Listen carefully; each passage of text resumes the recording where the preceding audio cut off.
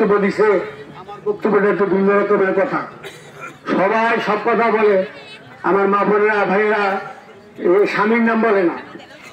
কি কারণে আমরা এই 17 বছর আমরা এই করতে পারি না, বাড়িতে থাকতে পারি না, এই কথাটা কেউ বলে না।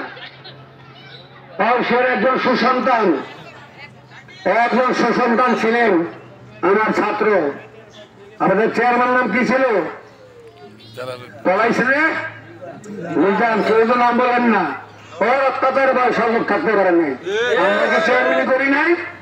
আমরা তো দুবার বর্তমানের মতো চেয়ারম্যানই করছি। আমাদের মতো এরকম বদমাস গেল ছিল। ওর মানে শামসুন্দর স্যারের আগে মনিছে, ওর মানে শামসুন্দর স্যারের আগে আওয়ামী লীগ করে। ওর বক্তব্য শুনলে ও আমার ছাত্র ছিল, প্রথমে কি বলতো নিজে বুঝতে পারতাম না। আর 5 তারিখে যে ঘটনা ঘটেছে, আপনারা 22 লোক চোর বয়সে বলছেন 4 তারিখে মামুনকে যে অশালীন বক্তব্য দিছে, সে বলার মতো ভাষা আমাদের নাই। এখন চোরাই আছে কোথায়? ওরা বার করেন, ওরা বার করে আনেন। এত হাড়া নিয়ে থাকলে মা বোনরা কাম করবা, এখন আসো। এখন তোমার মামুন কেউ তুমি ভাবছো। 22 অনেক লোক আছে, আমি বলতে পারি। ওর নামে মামলা হয় না কেন? কোথাও চাইবে ছিল, চেয়ারম্যানের মামলা হয় না।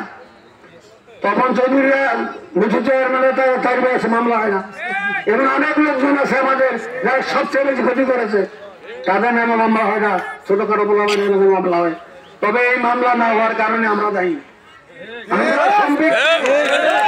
আমরা সম্পৃক্ত কথা যার অর্থায় কিছু না কিছু বটে।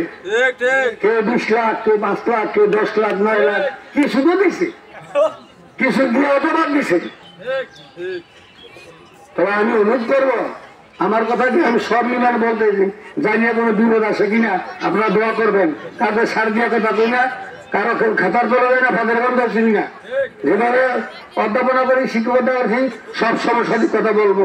আজকে আমরা এখানে বসতে পারতাম না, কাদের জন্য বসতে পারতাম না?